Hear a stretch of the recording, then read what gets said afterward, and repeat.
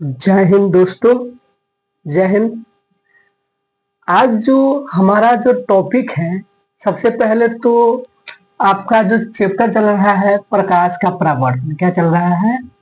प्रकाश का परावर्तन। ये लमसम समाप्ति की ओर ये चैप्टर बढ़ रहा है, ठीक है। और ये कितने फर्स्ट चैप्टर है और यह जो है वह क्लास 10th है। क्लास 10th है। इससे पहले जो है इस चैप्टर में हम लेक्चर 8 तक क्या किए हैं? कंप्लीट कर चुके हैं। क्या कर चुके हैं? कंप्लीट कर चुके हैं। लेकिन आज जो पढ़ाने जा रहे हैं वो लेक्चर कितना होगा? लेक्चर 9 होगा, ठीक है। तो जिस बच्चों ने लेक्चर 8 तक नहीं देखा है, इससे पहले इस चैप्टर में हम 8 वीडियो बना चुके हैं, वो नहीं देखा है तो सबसे पहले वो देख लीजिएगा।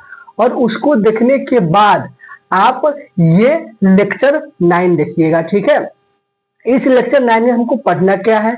इस लेक्चर 9 में हमको पढ़ना है कि कल इससे पिछले क्लास में हम पढ़ाए थे कि अवतल दर्पण में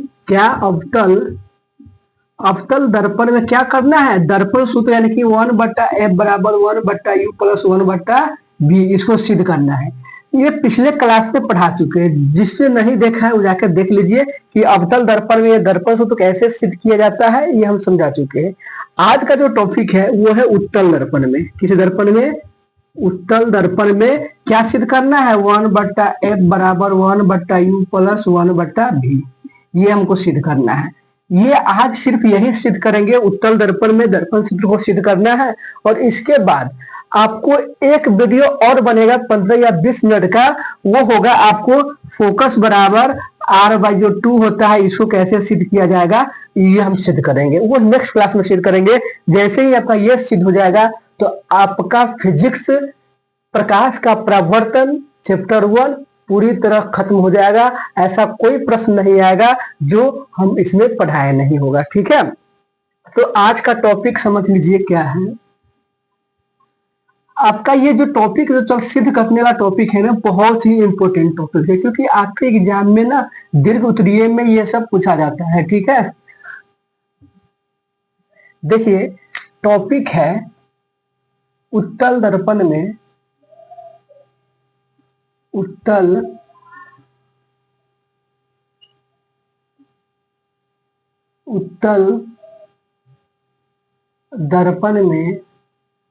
दर्पण में 1/f बराबर 1/u प्लस 1/v को क्या करना है? सिद्ध करना है।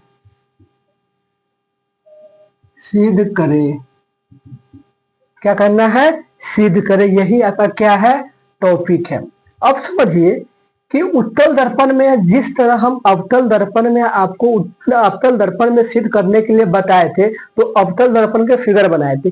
ठीक उसी प्रकार अगर उत्तल दर्पण में हमको दर्पण सिद्ध करना है ना, तो उत्तल दर्पण को क्या बनाएंगे? फिगर बनाएंगे। आप फिगर समझ लीजिएगा तो आपको समझने में कोई दिक्कत नहीं होगा। देखिए ये हम लेते हैं एक उत्तल दर्पण, ऐसे बनता है उत्तल दर्पण, ठीक है। अगर अभी तक किसी को उत्तल दर्पण समझ में नहीं आ रहा है तो समझिए वो बच्चा ठीक से नहीं पढ़ रहा है। ये क्या हो गया आपका? उत्तल दर्पण। अब बताइए उत्तल दर्पण का फोकस इधर होता है, वक्रता केंद्र इधर होता है कि नहीं? ये लेते हैं हम प्रधान अक्ष। क्या ले लिए? प्रधान अक्ष। देखते रहिएगा, प्रधान अक्ष। और ये क्या होता है? ध्रुव। क्या होता है? ध्रुव। अब देखिए ये उत्तल दर्पण में ये जो ध्रुव है, ध्रुव और अनंत के बीच हम कोई वस्तु को लेते हैं। फिगर समझिए, ध्रुव और अनंत के बीच हम कोई वस्तु को लेते हैं। यहाँ पे ये वस्तु ले लिए जिसका नाम ए और बी दे दिए। जब इस वस्तु को हम ध्रुव और अनंत के बीच लाए हैं, उत्तल दर्पण में जब वस्तु को ध्रुव और अनंत के बीच रखे हैं, इस वस्तु का नाम क्या हो जाएगा? A B. तो ये वस्तु जब ये जो यहां से एक किरण निकलेगा, यहां से क्या निकलेगा? एक किरण निकलेगा। देखिए ये किरण निकला और यह किरण परावर्तन के बाद कहां चला जाएगा? ऊपर चला जाएगा। समझ जाएगा, ठीक है। लेकिन ये उत्तल दर्पण है और इसमें क्या होता है, वस्तु का प्रतिबिंब काल्पनिक बनता है। तो इसको हम ऐसे मिला देंगे, ये जहां मिलेगा, ये जहां मिलेगा, जहां मिलेगा उसको क्या कहेंगे, फोकस। ये क्या हो गया आपका फोकस, ये क्या हो जाएगा आपका फोकस। यानी कि ए बी वस्तु है, जब प्रधान अक्ष के समांतर कोई प्रकाश से किरण को लाते हैं तो दर्पण से परावर्तन के बाद तो ऊपर चला जाता है, लेकिन ये कौन सा दर्पण है, उत्तल। इसीलिए इसमें वस्तु का प्रतिबिंब जो होता है ना वो पीछे बनता है, यानी कि आभासी बनता है, काल्पनिक बनता है, इसलिए इसे काट कर दिए, पीछे घुमा दिए। अब समझिए, यहां से एक प्रकाश से किरण और निकलेगा, यहां से एक प्रकाश से किरण और निकलेगा और ये जाएगा आपका सी पर। यहाँ पे समझिए क्या सी है, वक्रता केंद्र सी है। यहाँ पे क्या हो जाएगा आपका सी हो जाएगा, क्या हो जाएगा सी हो जाएगा।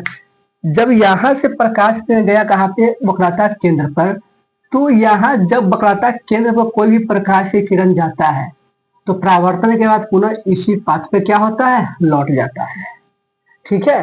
देखो यहां से हम दो किरण तो भेज दिए, एक प्रधान अक्ष के समांतर भेजे हैं और एक वक्रता केंद्र पर भेजे हैं।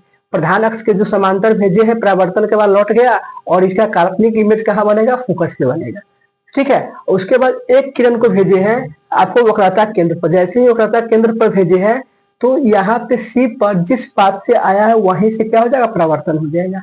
और एक किरण को भेजेंगे ध्रुव पर, देखो एक किरण है, इसको भेज दिए ध्रुव पर, ये गलती हो गया, इसको मिटाते हैं।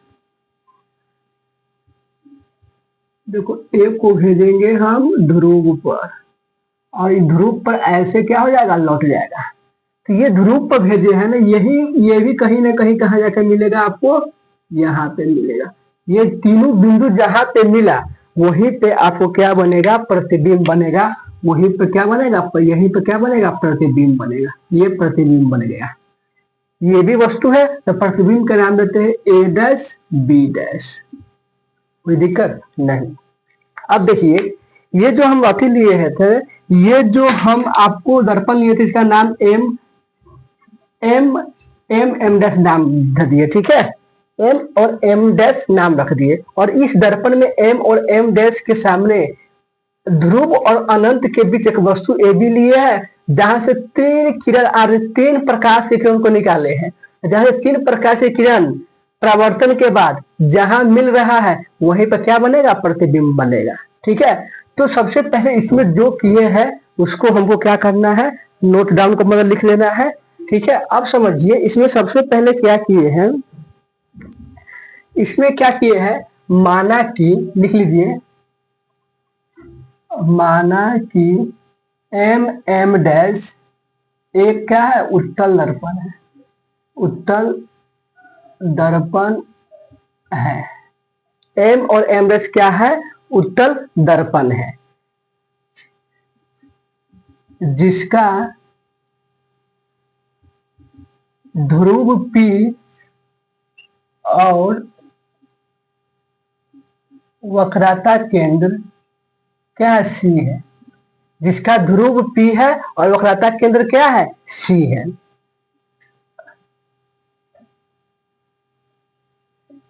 उत्तल लिखिएगा आपने, उत्तल दर्पण में वस्तु को अनंत और ध्रुव के बीच रखा जाता है, अनंत एवं ध्रुव के बीच रखा जाता है। तो जब उत्तल दर्पण जब वस्तु को अनंत और ध्रुव के बीच रखा जाता है तो इसका प्रतिबिंब कहाँ बनता है, ध्रुव और फोकस के बीच बनता है। तो इसका प्रतिबिंब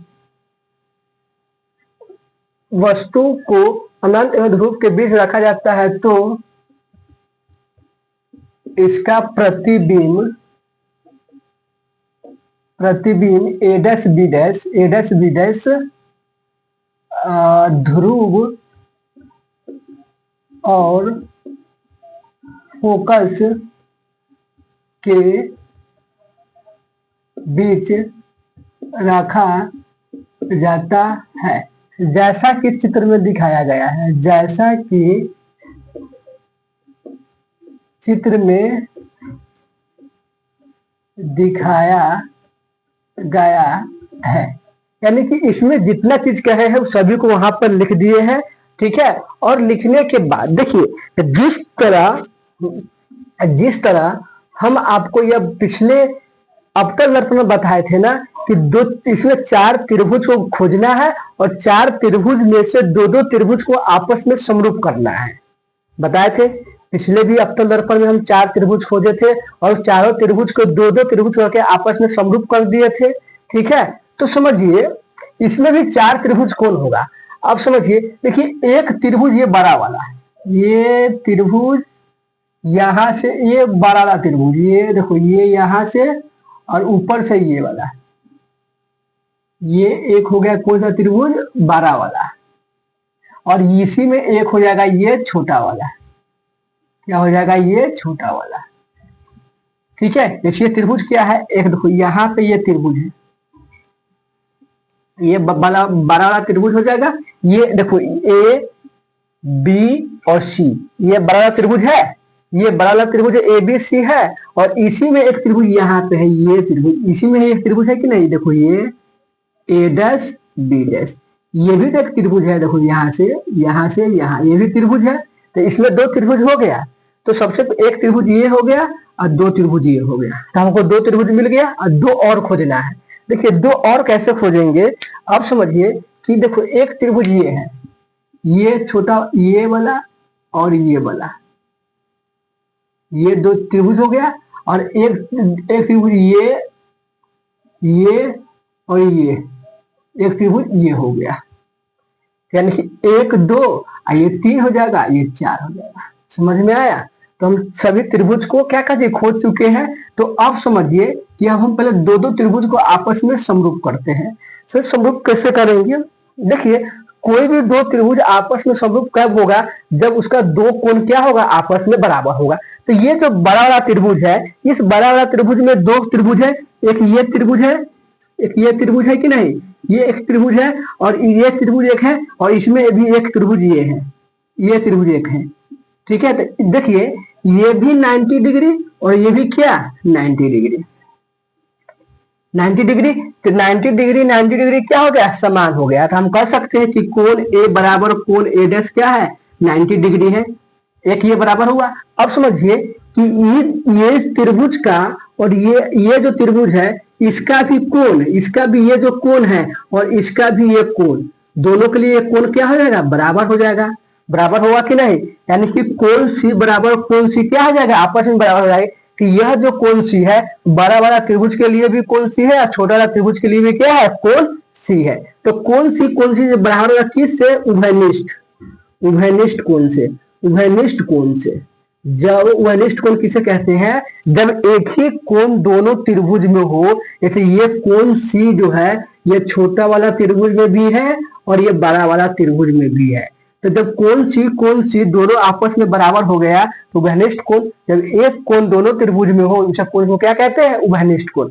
तो बताओ ये 2 कोण आपस में बराबर हो गया तो हम कह सकते हैं कि जो त्रिभुज ए बी सी समरूप किसका है, ए डैश बी डैश सी का, ए डैश बी डैश सी का, ये समरूप हो गया। यही चीज को यहाँ पे क्या करेंगे, नोट डाउन करेंगे, ठीक है।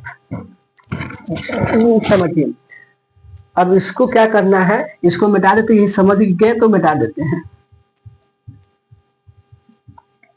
देखो इसमें हमको कौन कौन त्रिभुज करना है, त्रिभुज ए बी सी में, त्रिभुज ए बी सी एवं क्या है, ए डैश बी डैश सी में, त्रिभुज ए डैश बी डैश सी में।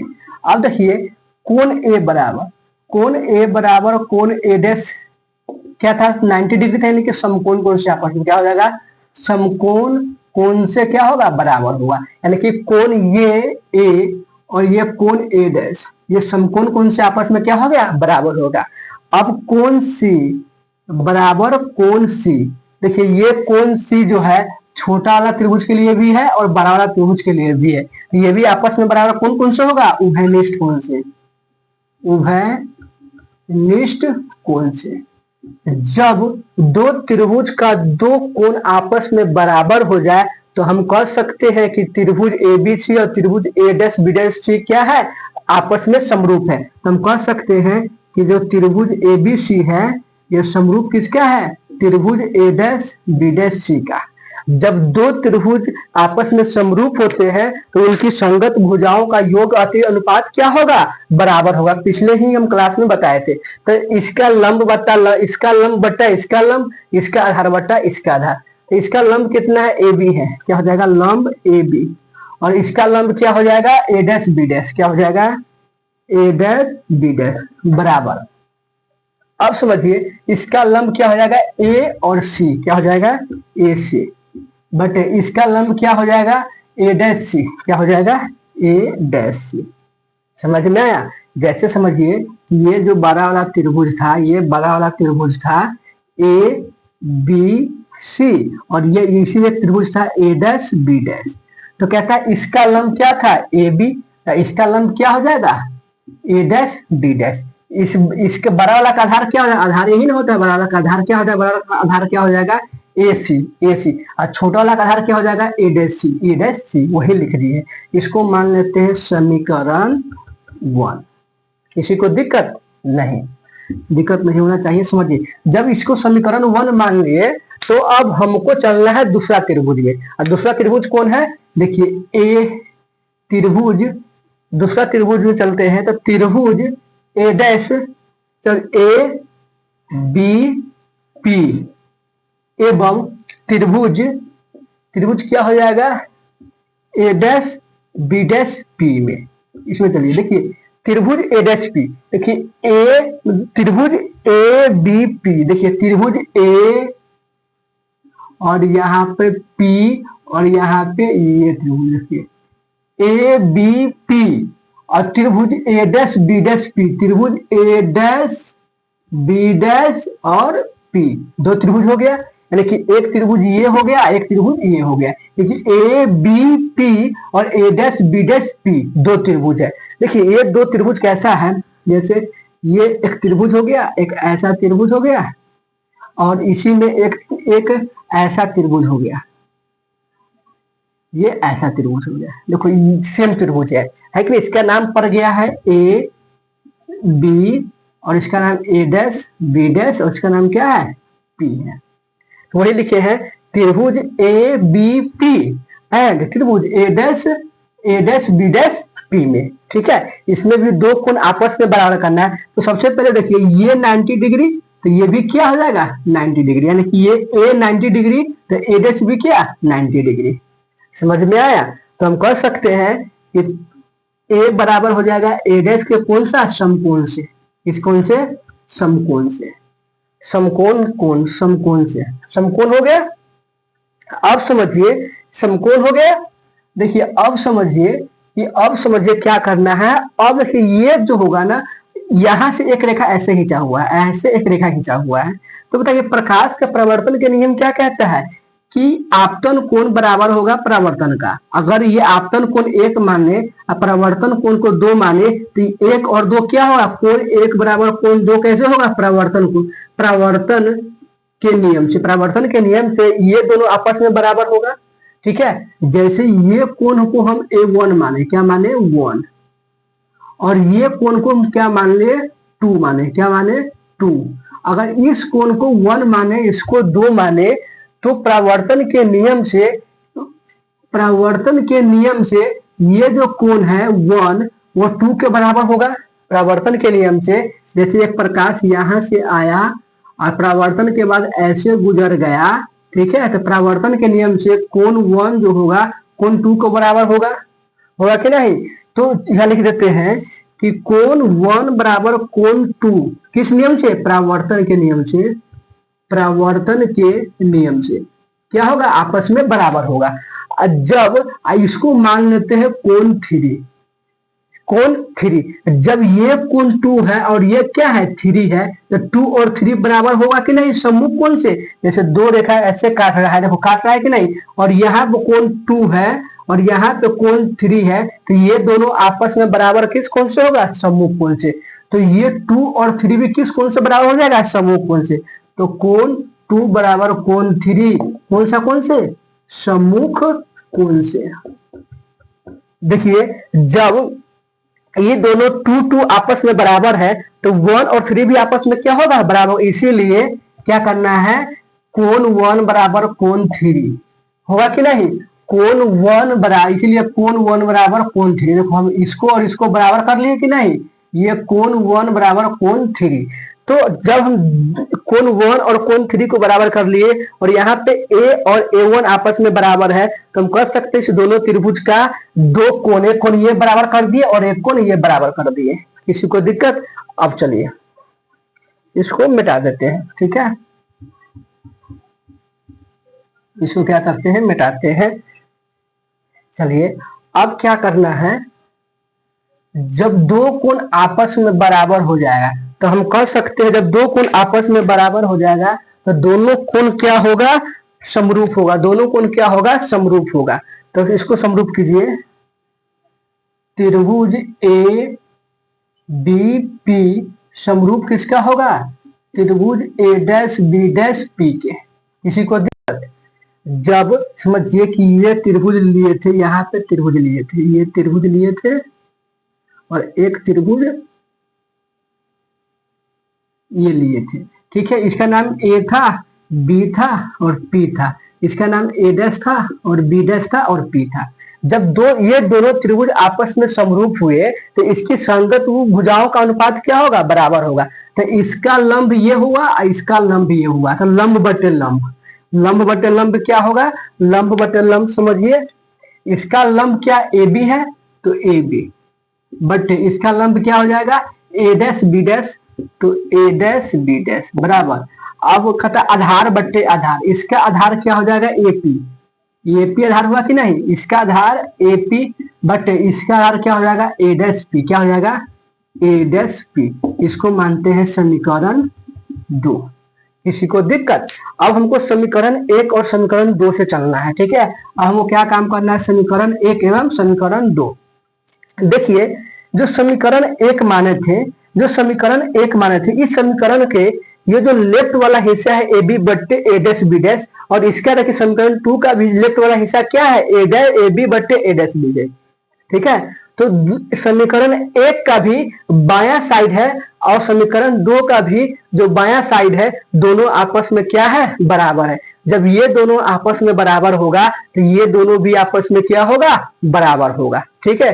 तो समीकरण 1 एवं समीकरण 2 से, समीकरण 1 एवं समीकरण 2 से क्या पता चला, जब ये दोनों आपस में बराबर होगा तो ये और ये भी आपस में क्या होगा, बराबर होगा। तो ए सी बट्टे ए डैश सी बराबर ए पी बट्टे ए वन पी बराबर हो गया।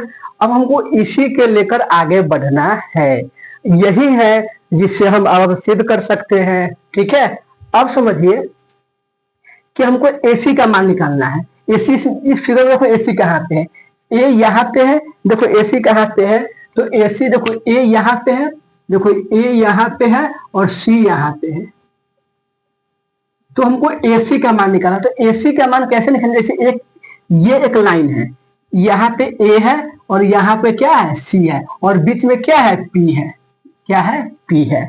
तो अब वो कहेगा कि इस पूरा का मान निकाले, पूरा का मान निकालेंगे तो AC निकालना पड़ेगा, AC तो पूरा का मान निकालेंगे तो इतना में से इतना जोड़ इतना, यानी कि AP जोड़ PC, AP और PC को जोड़ दिए तो पूरा AC निकल जाएगा कि नहीं। तो इस AC का क्या लिख सकते हैं, AP प्लस PC बट्टे, अब हमको निकालना है A dash C। A dash C समझिए कहाँ कैसे निकालना है, ए डैश सी देखिए इसमें कहाँ पे है, ए डैश सी, ए डैश हमको इतना का मान निकालना है। तो यहां से समझिए कि एक रेखा गया हुआ है, यहाँ पे P है और यहाँ पे ए डैश है और यहाँ पे C है। अब हमको क्या कहता है कि हमको ए डैश सी निकाले, यह ए डैश सी कैसे निकलेगा, ए डैश सी कैसे निकलेगा कि पूरा में से, इस पूरा में से इतना को घटा देंगे, इतना निकलेगा नहीं। जैसे इस पूरा में से अगर हम इतना घटा देंगे तो इतना निकल जाएगा, तो ये पूरा कितना है, PC है और इतना घटाना है, क्या घटाना है, ए डैश P को घटाना है, तो हमको ये निकल जाएगा। तो हम A1 ए डैश C के जगह क्या लिख सकते हैं, PC माइनस ए डैश P, किसी को दिक्कत नहीं, बराबर एपी। एपी क्या है, ए और पी। एपी तो वस्तु की दूरी है, तो एपी के एपी भी रहने दीजिए, और ए डैश पी। ए डैश पी क्या है, यह प्रतिबिंब की दूरी है, तो इसको भी रहने दीजिए, कोई दिक्कत। अब चलते हैं चिन्ह प्रपाटी से। अब चलिए, अब चलते हैं क्या है, चिन्ह प्रपाटी से। चिन्ह प्रपाटी क्या होता है, देखिए चिन्ह प्रपाटी, देखिए चिन्ह परिपाटी से। देखिए एपी, एपी क्या है, एपी क्या, देखो ए और पी, ए और पी क्या है, वस्तु की दूरी है। क्या है, वस्तु की दूरी, वस्तु की दूरी है। और वस्तु को दूरी क्या होता है, हमेशा माइनस में होता है। तो एपी बराबर वस्तु की दूरी, और वस्तु की दूरी क्या होता है, माइनस यू। ठीक है, अब समझिए एपी हो गया, और अब पीसी। देखो पीसी क्या है, पी और सी, पी और सी यह वक्रता केंद्र की दूरी है, और यह जो वक्रता केंद्र जो होता है ना, फोकस का क्या होता है, दुगुना होता है। ये क्या है, फोकस का दुगुना होगा, तो पीसी बराबर क्या होगा, आपका फोकस का दुगुना होगा 2f, 2f। दर्पण से इस कटा पे है तो प्लस में होगा। अब देखो एपी हो गया, पीसी हो जाएगा, अब ए डैश पी डैश, ए डैश पी बराबर, ए डैश पी डैश बराबर क्या होगा, समझिए कि ए डैश पी, ए डैश पी क्या होगा, देखिए ए डैश पी बराबर, ए डैश पी क्या है, देखो ए डैश पी ये प्रतिबिंब है कि नहीं, तो ए डैश पी क्या है, प्रतिबिंब की दूरी है, और प्रतिबिंब की दूरी को हम बी से लिखते हैं, और दर्पण से इस कटा है तो प्लस में होगा। तो ये क्या है, प्रतिबिंब की दूरी, क्या है, प्रतिबिंब की दूरी क्या होगा, प्लस में भी होगा। यहां तक चिन्ह प्रपाटी समझ में आया। ये जो चिन्ह प्रपाटी समझ में आया सभी को, ये जो चिन्ह प्रपाटी समझ में आया। देखो एपी, ए और पी, ए और पी वस्तु की दूरी, और वस्तु की दूरी हमेशा क्या होता है, या उत्तल दर्पण हो या अवतल दर्पण हो, नेगेटिव तो नेगेटिव ले लिए।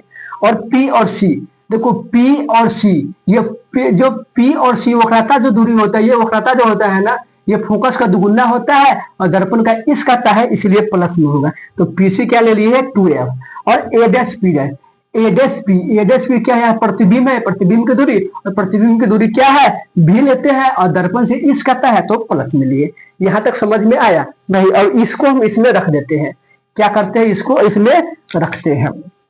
देखिए इसी को अब हम इसमें क्या करते हैं, रखते हैं।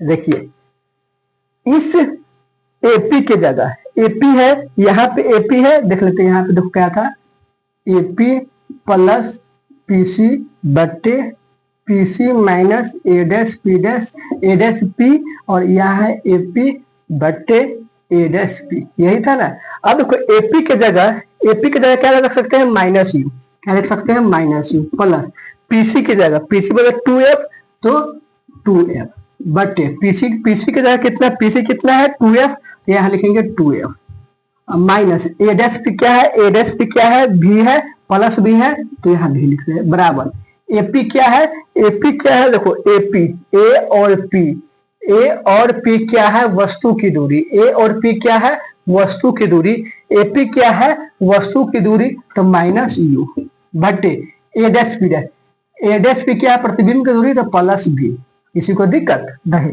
अब यहां से क्या होगा, क्रॉस गुना होगा, क्या होगा, क्रॉस गुना होगा। अब समझिए कि भी से इसमें गुना कीजिएगा तो माइनस यू भी, माइनस भी से इसमें गुना कीजिएगा तो माइनस यू भी, प्लस बी से इसमें गुना कीजिएगा 2f भी बराबर, अब माइनस यू, अब इससे इसमें माइनस यू से इसमें गुना कीजिएगा तो माइनस 2u माइनस 2,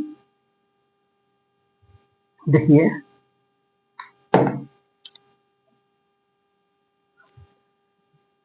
इससे इसमें गुना कीजिएगा तो माइनस 2f(u), और ई से इसमें गुना कीजिएगा, माइनस माइनस गुना कीजिएगा तो प्लस, और भी गुना यू क्या हो जाएगा, भी।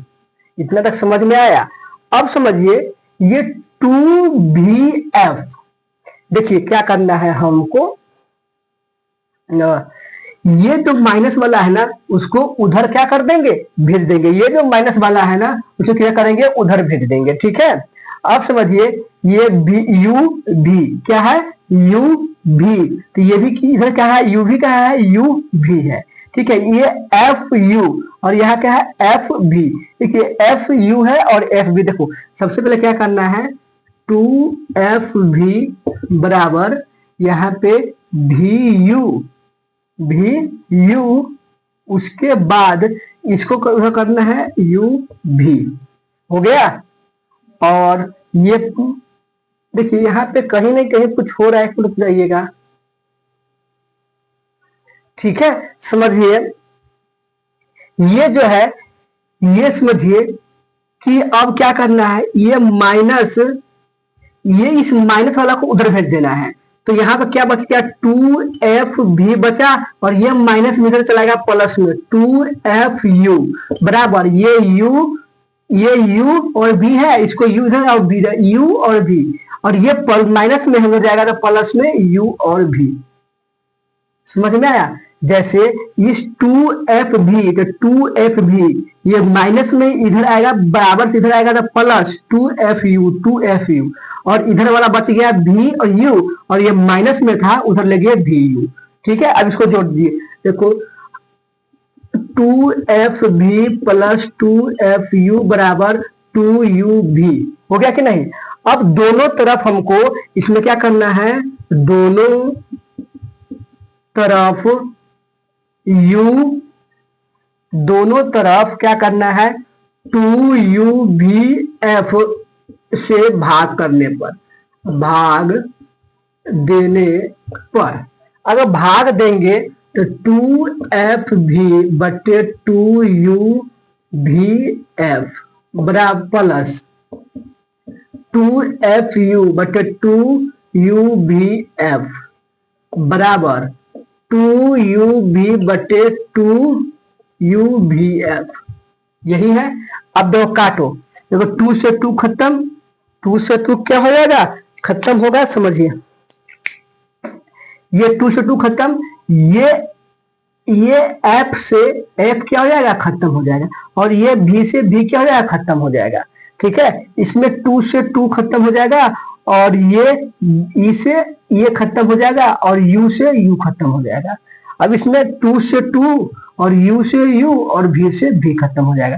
तो देखो इसमें क्या बचा, ऊपर नहीं कुछ बचा तो 1 और नीचे क्या बचा, U बचा, प्लस ऊपर नहीं कुछ बचा तो 1 और नीचे क्या बचा, V बचा तो V बराबर, ऊपर नहीं कुछ बचा तो 1 और नीचे क्या बचा, F। यही तो सिद्ध करना था, यही तो क्या करना था, सिद्ध करना था। यही क्या हो गया, यानी कि 1/F बराबर 1/U प्लस 1/V। ये क्या हो गया, प्रूफ हो गया। ये उल्टा है, सीधा कर लीजिएगा। ठीक है, ये आपका क्या हो गया, प्रूफ हो गया। ठीक है, ये आपका क्या हो गया, प्रूफ हो गया। ठीक है, तो यहां तक आप लोगों को समझ में आया कि नहीं, बताइए। ठीक है, तो ये आपका पूरी तरह सिद्ध हो चुका है। इसको आप एक बार कुछ नहीं करना है, फिगर देखना है। इस फिगर में एक फिगर लेना है, MM' उत्तल दर्पण लेना है, और इस उत्तल दर्पण के सामने एक वस्तु AB लिए है, और यहाँ से 3 किरण आरेख को गुजारे हैं। एक किरण प्रकाश का परावर्तन से जाएगा और यहाँ से टकराकर वापस लौट जाएगा, और जैसे ही वापस लौटेगा तो पीछे फोकस पर मिलता हुआ प्रतीत होगा। ठीक है, ठीक उसी पर यहाँ से एक निकलेगा वक्रता केंद्र के लिए। जैसे ही ये किरण वक्रता केंद्र की ओर निकलेगा, परावर्तन के बाद पुनः इसी पाथ पे लौट जाएगा, और यहाँ से एक किरण ध्रुव पर निकलेगा, और ध्रुव पर जब रेख पड़ता है ना, तो जितना इसका आपतन कोण होता है उतना ही क्या होता है, परावर्तन कोण से निकल जाता है, और यह तीनों किरण जिस जगह पर कटान बिंदु होगा वहीं पे प्रतिबिंब बनेगा। तो ठीक है, फिगर समझ में आ गया, तो आपको ये भी समझ में आ जाएगा। तो आज का क्लास यहीं तक रहने दीजिए, और आपको एक और सिद्ध करना है, F बराबर R/2। एक और लास्ट चीज करना है, F बराबर R/2। जैसे ही ये सिद्ध कर देंगे, आपका प्रकाश का परावर्तन क्या चैप्टर क्या हो जाएगा, खत्म हो जाएगा। और इस प्रकाश के परावर्तन से जितने भी प्रश्न पूछा जाएगा वो सब बता चुके हैं, और इससे आगे आपको कहीं से नहीं पूछेगा। आप इतना पढ़ के जाइएगा, एग्जाम में 100% क्या कीजिएगा, बना के आइएगा। ठीक है, इसको आज के लिए इतना ही रहने दीजिए। जय हिंद।